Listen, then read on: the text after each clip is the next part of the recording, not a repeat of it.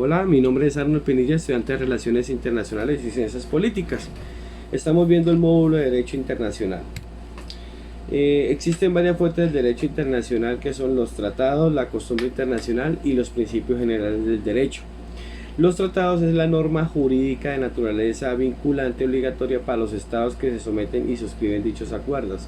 La costumbre internacional es el procedimiento espontáneo de elaboración del derecho internacional resultante del comportamiento de los estados.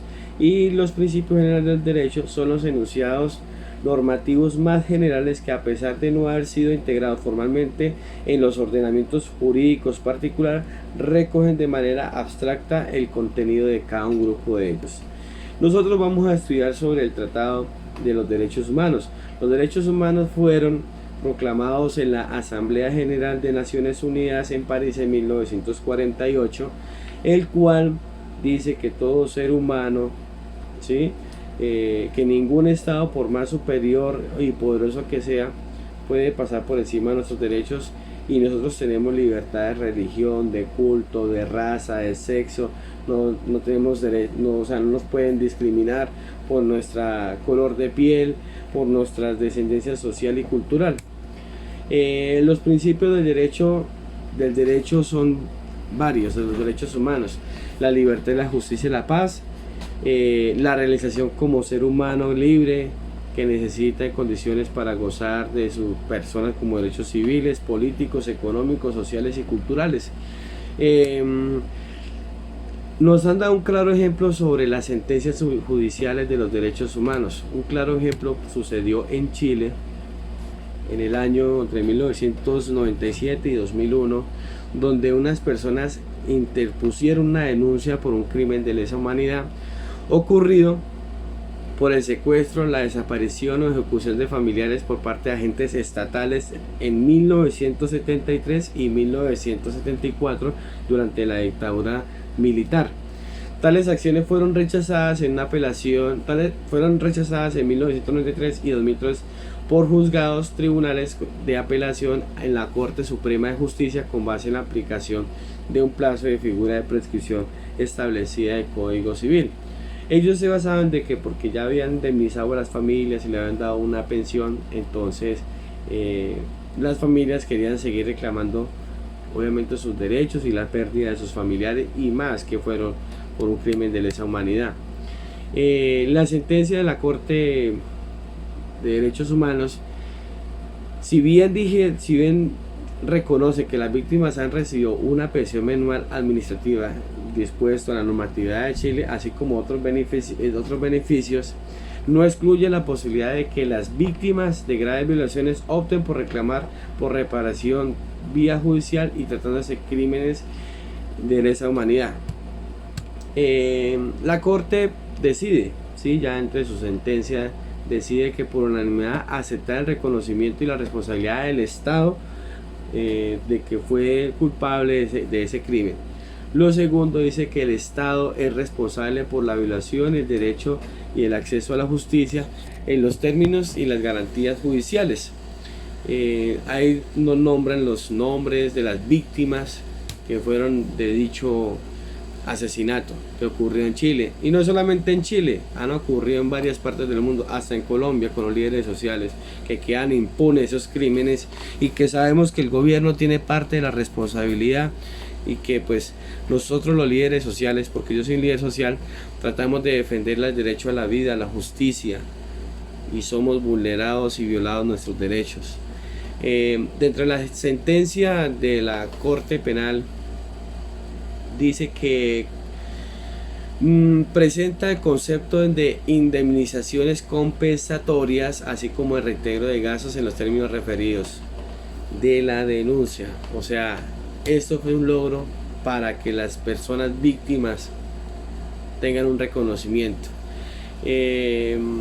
También dice que las medidas adoptadas por el Estado deben cumplirse dentro de un año contado a partir de la fecha de notificación de la misma, y que se debe presentar un informe en el plazo de 6 meses contando a partir de la notificación, el cual indique para cuándo son las medidas de reparación ordenadas, cuáles son los órganos o instituciones o autoridades estatales encargados o responsable de implementarlas, que incluya un cronograma de trabajo para su cumplimiento total. La Corte supervisará el cumplimiento íntegro de esa sentencia en ejercicio de sus atribuciones y cumplimiento de deberes conforme a la Convención Americana sobre Derechos Humanos. Esta es una gran victoria que le dio la Corte a las víctimas de crímenes de lesa humanidad. Hay unas posiciones doctrinales sobre el respecto. Por ejemplo, en Chile estaba Augusto Pinochet. Hay una persona que es un diputado que se llama Iván Moreira, que dice que las Fuerzas Armadas nos salvaron. Ellos me salvaron de vivir bajo un régimen de una dictadura marxista. Pinochet salvó la vida de toda una generación. Hemos visto que las personas que, a pesar de que vivieron una dictadura, siguen defendiendo a esos dictadores que sometieron a las personas a unos crímenes de lesa humanidad. Hay unas actuaciones unilaterales, estados vinculados a este tratado. Por ejemplo, hay unos tribunales internacionales han considerado que actos de comportamientos unilaterales sobre Groenlandia Oriental, la Corte Permanente de Justicia Internacional en 1933 en esta ocasión concluyó que Noruega no podría ser la base de declaración formulada por el ministro de Relaciones Internacionales, poner dificultades al ejercicio de la soberanía de Dinamarca sobre el territorio de Groenlandia Internacional Oriental. La Corte estimó que la aclaración era vinculante jurídicamente y que construía promesas que quizás un reconocimiento. Varios estados tomaron actuaciones unilaterales que realmente pues afectaron a los países que estaban.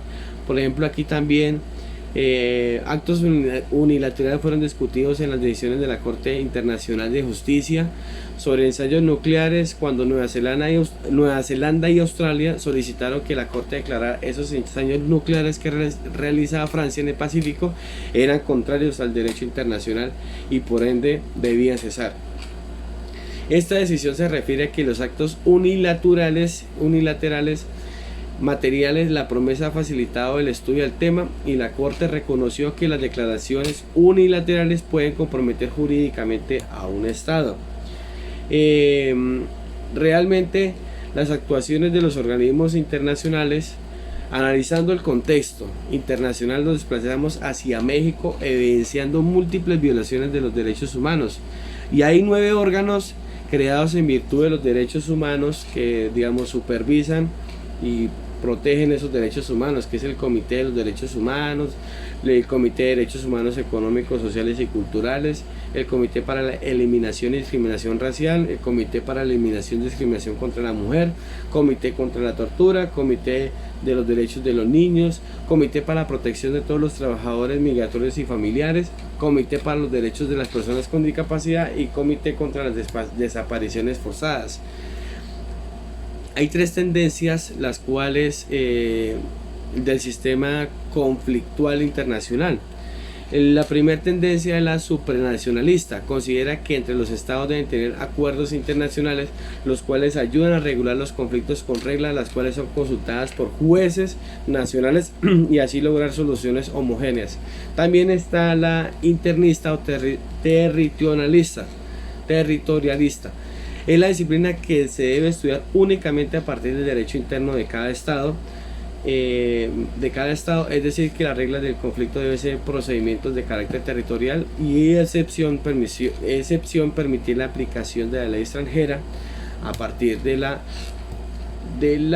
competencia de las leyes internas. Y la autónoma, que considera que la disciplina debe ser de un solo estado y que ellos deben atribuir una posición dentro del marco general del derecho, debido a que su método de trabajo tiene características que le son propias, como servirse de manera significativa del derecho comparado, el juez puede aplicar convenientemente la regla del conflicto.